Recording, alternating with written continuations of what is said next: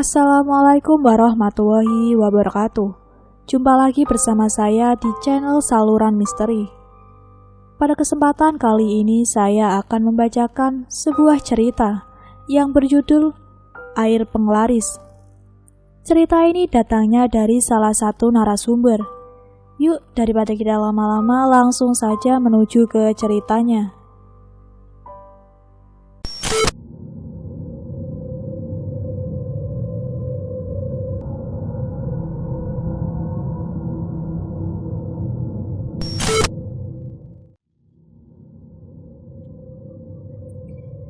Kali ini saya ingin menceritakan kisah pengalaman horor Bu Lilis yang pernah menggunakan jasa dukun sebelum jualannya itu bangkrut.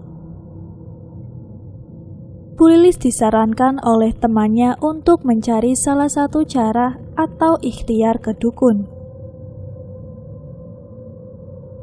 Bu Lilis pun akhirnya mengiyakan saran itu karena keadaan toko pakaiannya memang kurang ramai. Sementara kebutuhan hidup di bulan tersebut sangat banyak, sehingga mau tidak mau Bu Lilis mengikuti saran dari temannya itu.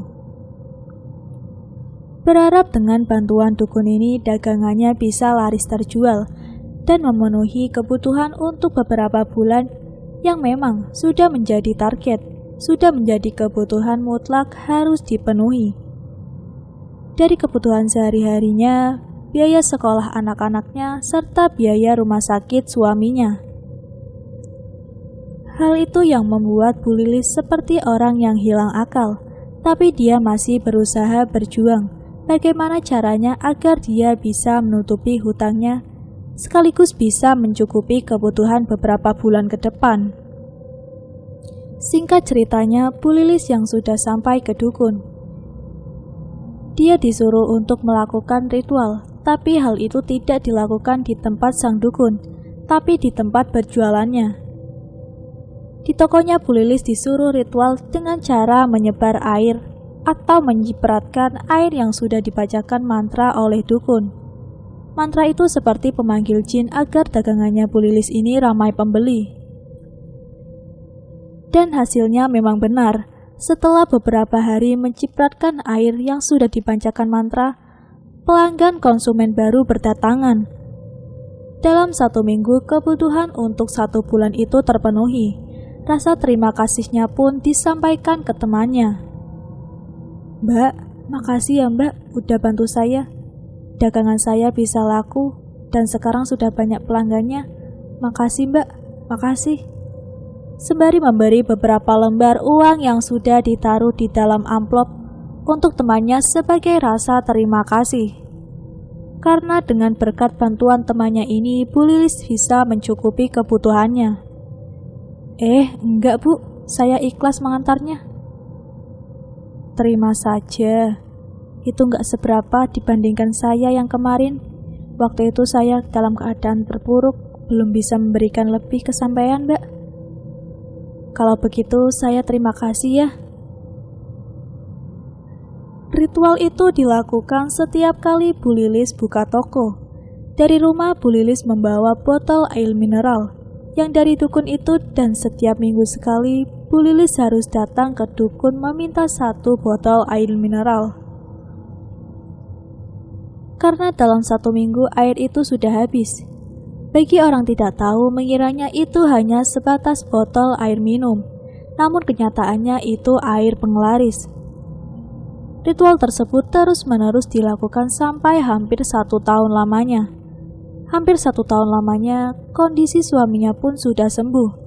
Segala kebutuhan tercukupi, hutang terlunasi.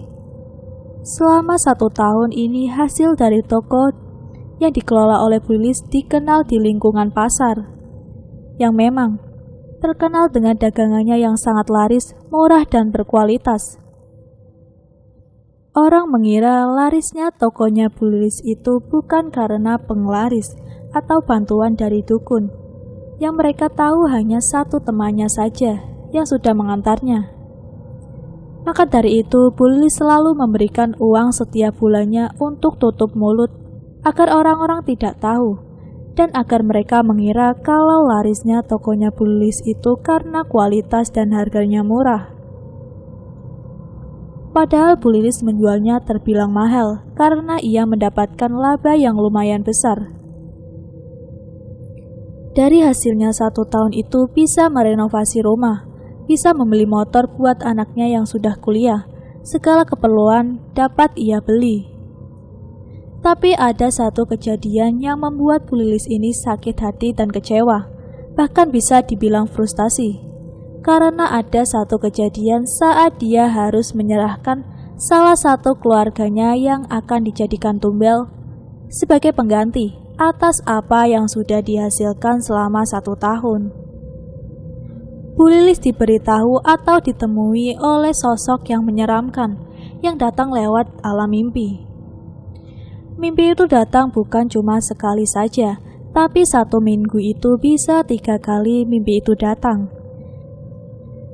Dan yang paling membuat Bu Lilis takut itu karena di minggu keempatnya, setiap hari mimpi itu selalu menghantui, yang dimana Bu Lilis harus menyerahkan salah satu keluarganya. Sosok yang menemuinya itu adalah sosok jin yang sudah membantu Bu Lilis untuk mendapatkan kekayaan lewat media penglaris air dari dukun. Di balik larisnya toko pakaiannya Bu Lilis ini ada tanggung jawab, ada timbal balik yang harus dipertanggungjawabkan. Dan anaknya sebagai pengganti dari apa yang sudah jin itu berikan. Bu Lilis yang tidak tahu menahu tentang dunia perdukunan, tapi karena waktu itu pikirannya sudah kalut, akhirnya dia terjerumus ke lembah setan dan harus menanggung akibatnya. Setelah mimpi itu datang sampai 10 kali berturut-turut selama 1 bulan, mimpi itu diceritakan ke suaminya. Suaminya yang mendengar cerita dari Bu Lilis ini sontak saja kaget. Dia tidak menyangka kalau istrinya itu nekat pergi ke dukun. Mimpi apa itu sebenarnya, Bu? Di dalam mimpi itu, kalau ibu harus menyerahkan bapak atau anak-anak sebagai gantinya, Pak. Ibu takut, Pak. Ibu tidak tahu kalau akhirnya akan begini, Pak. Maafkan ibu, Pak. Ibu harus gimana ini, Pak? Kenapa ibu baru cerita? Terus apa yang ibu sudah lakukan sampai mimpi itu datang terus-menerus? Bu Lilis bercerita kalau dia setiap minggu selalu datang sembari membawa barang dagangannya untuk diantarkan ke salah satu konsumen dengan Bu Lilis. Ia pun selalu mampir dulu ke tempat dukun untuk mengambil air yang sudah disediakan dan dibacakan mantra oleh sang dukun, dan itu sudah dilakukan selama 1 tahun lamanya. Waktu itu suaminya benar-benar tidak menyangka kalau istrinya yang dianggap istri yang soleha, istri yang tidak lepas sholat 5 waktunya, tapi kok bisa-bisanya terjerumus ke dunia hitam dengan cara meminta bantuan ke dukun. Dan lebih parahnya, Bu Lilis mengikuti saran dari temannya. Suaminya tidak habis pikir bagaimana ceritanya sampai mengambil langkah seperti itu. Dan juga Bu Lilis tidak mau menceritakan siapa yang mengajak karena takut suaminya marah-marah. Bu Lilis akhirnya pun mengungkapkan semuanya. Maaf, Pak, karena keadaan dulu sewaktu Bapak ada di rumah sakit, Ibu jualan pakaian tidak ada yang membeli sama sekali. Sehari 2 hari hanya cukup untuk makan. Sementara semesteran anak yang pertama harus dibayar. Dan yang duduk di bangku SMA pun harus dibayar, Pak. Kondangan ke tetangga banyak, Pak. Apalagi ibu harus mengembalikan sumbangan. Semua itu harus ditanggung ibu. Sementara Bapak ada di rumah sakit. Dan jalan satu-satunya ya hanya berjualan pakaian di toko, Pak. Maafkan Bapak ya, Bu. Waktu itu Ibu harus pontang-pantingan mencari uang. Dan semuanya sudah terlanjur. Tapi ini buat soal mimpinya Ibu. Ibu harus datang ke salah satu orang yang benar-benar tahu dengan yang mimpi yang dialami Ibu itu. Harus nanya ke siapa, Pak? Kita tanya ke Pak Kiai saja, Bu. Barangkali Pak Kiai bisa bantu. Kapan kita ke sana, Pak? Ya, secepatnya kita ke sana. Jangan ulur-ulur waktu sebelum apa yang tidak kita harapkan itu terjadi. Ya sudah, nanti habis maghrib kita datang ke tempat Pak Kiai ya, Pak. Siang itu Bu Lilis tetap berjualan, tapi tidak berani mencipratkan air di depan tokonya. Bu Lilis merasakan hawa yang berbeda sekali, mungkin jin yang membantu Bu Lilis tidak terima. Suasana di toko yang lainnya itu tenang, tidak ada angin, tidak ada hujan, tapi suasana di tempat Bu Lilis ini di dalam ruangan itu seperti ada angin puting beliung, pusaran angin yang menghempaskan tubuh Bu Lilis di atas meja. Sampai kepalanya pusing seakan-akan tubuh Bu Lilis ini diputar-putarkan. Tubuhnya Bu Lilis sampai nggak bisa bergerak. Dengan kondisi yang masih sadar, Bu Lilis menyebut nama Allah. Ya Allah, ya Allah, ya Allah, tolong ya Allah. Pusaran angin yang ada di dalam tokonya itu tiba-tiba berhenti. Iblis yang tidak kuasa menahan suara Bu Lilis yang menyebut asma Allah, membuat keadaan kembali seperti semula. Keadaan Bu Lilis yang sudah lemas, pusing dan juga takut seketika itu juga tokonya ditutup dan Bu Lilis memutuskan untuk pulang. Loh Bu, kok sudah pulang? Iya Pak, dari pagi sampai sore ini sama sekali tidak ada yang mampir ke toko Ibu. Ya sudah, tidak apa-apa, kita siapkan saja semuanya untuk kita bawa ke Pak Kiai. Setelah sholat maghrib berjamaah, Bu Lilis dan suaminya berpamitan ke anak-anaknya. Nah, Ibu sama Bapak mau pergi ke rumah Pak Kiai sebentar ya. Kalian jaga rumah baik-baik. Nah, setelah berpamitan, mereka segera bergegas ke rumah Pak Kiai dengan mengendarai sepeda motornya. Tak butuh lama, mereka sampai dan langsung mengetuk pintu. Tok, tok, tok. Assalamualaikum. Waalaikumsalam, silakan masuk Pak, Bu. Iya, terima kasih Pak. Maaf, ada perlu apa datang ke sini? Bu Lilis pun menceritakan ke Pak Kiai. Jadi begini, saya beberapa hari ini, hampir setengah bulan ini, mendapat mimpi yang sangat menakutkan dan itu sering datang setiap malam. Mimpi apa, Bu? Saya mimpi didatangi jin atau iblis yang berbulu hitam dan saya disuruh menyerahkan salah satu nyawa keluarga saya, Pak. Karena sebelumnya itu saya datang ke dukun untuk meminta air penglaris dan sudah bertahan selama 1 tahun. Pak Kiai yang mendengar cerita Bu Lilis paham kalau yang dilakukan Bu Lilis ini bersekutu dengan iblis. Begini saja Bu, tapi sebelumnya mohon maaf, Ibu melakukan hal seperti itu sadar apa enggak? Saya sadar Pak, mengakui itu salah dan itu musyrik. Terus kenapa Ibu lakukan terus-menerus sampai hampir 1 tahun? Tanya Pak Kiai. Bu Lilis yang mendapatkan pertanyaan tersebut hanya bisa menundukkan kepala dan yang menjelaskan suaminya. Sebaiknya Ibu mulai malam ini lakukan sholat malam, sholat hajat, dan lakukan dengan keyakinan, dengan taubatan nasuhah. Ibu melakukan sholat itu dengan minta ampun kepada Sang Pencipta, yaitu Allah Subhanahu wa Ta'ala. Minta ampun atas apa yang sudah dilakukan selama 1 tahun. Mintalah perlindungan, semoga apa yang ada di sekitar Ibu, hal-hal yang buruk semuanya itu bisa dijauhkan atas izin Allah Subhanahu wa Ta'ala. Lakukan setiap malam dan yang utama Ibu mintalah segala sesuatunya bukan pada iblis atau dukun, tapi mintalah kepada yang menciptakan makhluk, yaitu Allah Subhanahu wa Ta'ala, bukan dengan cara lain seperti ini. Tapi tolong ya Pak, bimbing saya Pak, bimbing dan bantu saya. Saya ingin diselamatkan dari jin yang sudah datang dalam mimpi saya ini Pak. Insya Allah saya pasti akan bantu sebisa mungkin. Semoga Allah memberikan kuasa dan isinya untuk bisa menolong Ibu. Semoga Allah mengizinkan karena saya hanyalah manusia biasa. Kita sama-sama makhluk hidup ciptaan Allah. Mohon maaf ya Pak, perilaku istri saya sudah musyrik yang sudah menyekutukan Sang Pencipta. Tapi sebenarnya dia tidak tahu menahu kalau yang selama ini dia lakukan itu musyrik.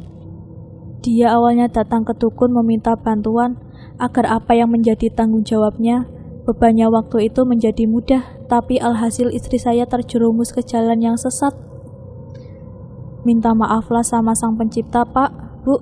segala sesuatunya itu atas kehendak Sang Pencipta, bukan jin, iblis, ataupun saya. Singkat ceritanya, mereka pulang. Malam harinya Bu Lilis melakukan sholat malam dan berdoa meminta ampun. Saat sedang berdoa, sosok yang ada di dalam mimpinya Bu Lilis yang sudah datang hampir 10 kali setiap malamnya itu nyata hadir. Sosoknya hitam berbulu, badannya kekar dan besar. Tiba-tiba berada tepat di depannya dan sontak saja Bu Lilis menjerit ketakutan. "Ah, tolong!" Dengan ketakutannya, Bu Lilis menangis terseduh-seduh. Suaminya waktu itu sedang ada di kamar lain yang kaget mendengar teriakan istrinya. "Astagfirullah, Bu, kenapa?" "Sosok itu, Pak. Sosok yang ada di dalam mimpinya Ibu tadi datang, tepat di hadapan Ibu, Pak."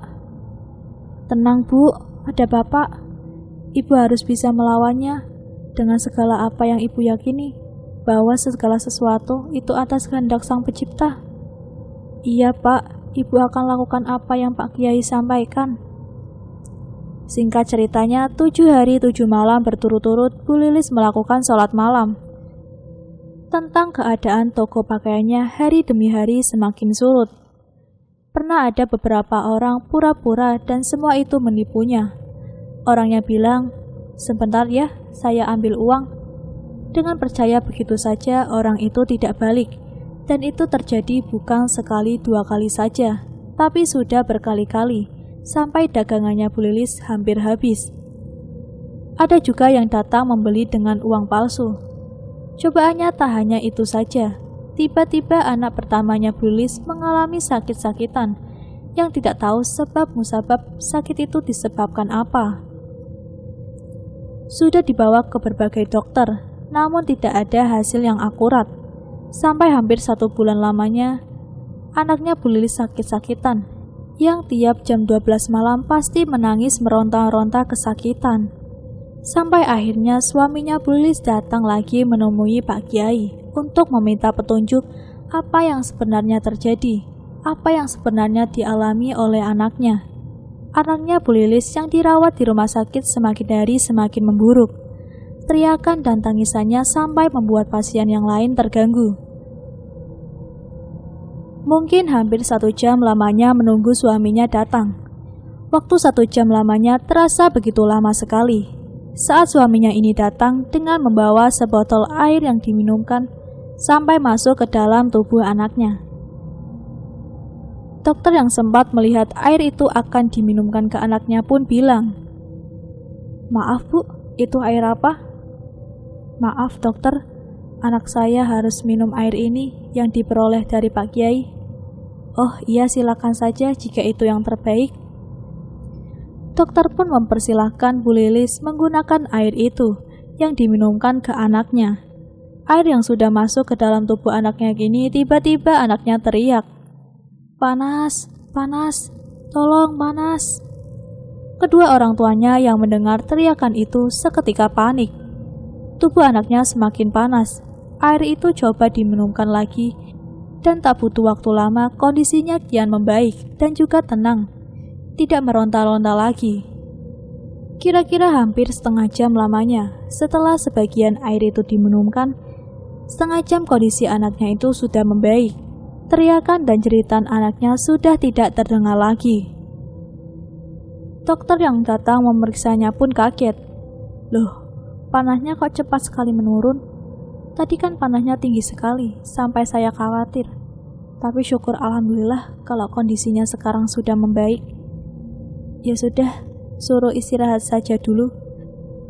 Nanti jika drop lagi perlu dirawat lebih intensif, tapi jika nanti malam baik-baik saja, besok bisa pulang ke rumah langsung.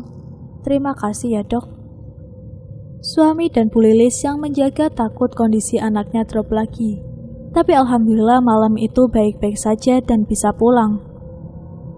Setelah mendapatkan izin dari dokter, akhirnya bisa pulang kembali ke rumah. Rasa penasarannya itu disampaikan ke suaminya. "Pak, gimana kalau kita mampir dulu ke tempat Pak Kiai?" "Ya sudah, kalau kayak gitu kita mampir sebentar. Gimana anak-anak, nggak apa-apa kan?" Iya pak, gak apa-apa. Kakak juga mau terima kasih karena sudah menyembuhkan kakak kemarin, ujar anak pertamanya kepada Bu Lilis. Assalamualaikum. Waalaikumsalam. Gimana kondisi anak kalian? Alhamdulillah pak, setelah diberikan air dari Pak Kiai, walaupun anak saya ini kepanasan dan menjerit serta kejang-kejang, tapi tak berselang lama bisa tenang dan panasnya menurun. Tapi sebenarnya apa yang menjadi penyebab pak anak saya sakit? Dan setelah suami saya pulang kembali ke rumah sakit dan meminumkannya air yang dari Pak Kiai, kondisi anak saya kian membaik pak. Mohon maaf kalau saya ada salah. Apa yang saya lihat dengan kondisi anak ibu itu seperti ada sosok iblis yang sengaja masuk ke tubuh anaknya ibu. Tapi alhamdulillah sosok itu tidak sampai membuat anak ibu celaka dan tidak sampai ke seluruh tubuhnya. Karena tubuhnya itu tidak bisa dipengaruhi secara penuh oleh sosok iblis itu. Dan alhamdulillah anak ibu itu bisa selamat. Dan tentang apakah ada kaitannya dengan perilaku ibu, ya jelas ada bu, sosok itu tidak akan berhenti dan akan terus mengejar. Jin atau iblis itu akan terus mengincar siapapun yang sudah bersekutu dengannya. Pesan saya sama ibu sekeluarga, yakinlah segala sesuatu itu atas kehendak Sang Pencipta, yaitu Allah Subhanahu wa Ta'ala. Mintalah perlindungan dan pengampunan. Semua segala kebaikan sama Allah, jangan sampai minta ke makhluk gaib, apalagi sama saya. Saya hanya orang biasa, bukan siapa-siapa. Kemarin air mineral yang saya doakan untuk anak ibu dan membuat panasnya reda, itu semua atas izin Allah. Saya hanya bantu doa, selebihnya tidak punya apa-apa. Terima kasih atas semua sarannya, nasihatnya dan juga penjelasannya Pak Kiai. Saya hanya membantu, selebihnya saya tidak punya kuasa Pak, Bu. Singkat ceritanya, Bu Lilis mengeluarkan beberapa uang lembar. Ini pak, buat rasa terima kasih saya ke Pak Kiai. Maaf bu, gak usah. Saya tidak pernah mengharapkan sedikitpun dari apa yang sudah saya lakukan. Tidak pernah mengharapkan timbal balik dari orang yang sudah saya bantu. Mohon maaf, bukannya saya tidak mau menerima rezeki, tapi jauh di luar sana masih banyak orang-orang yang lebih membutuhkan itu bu.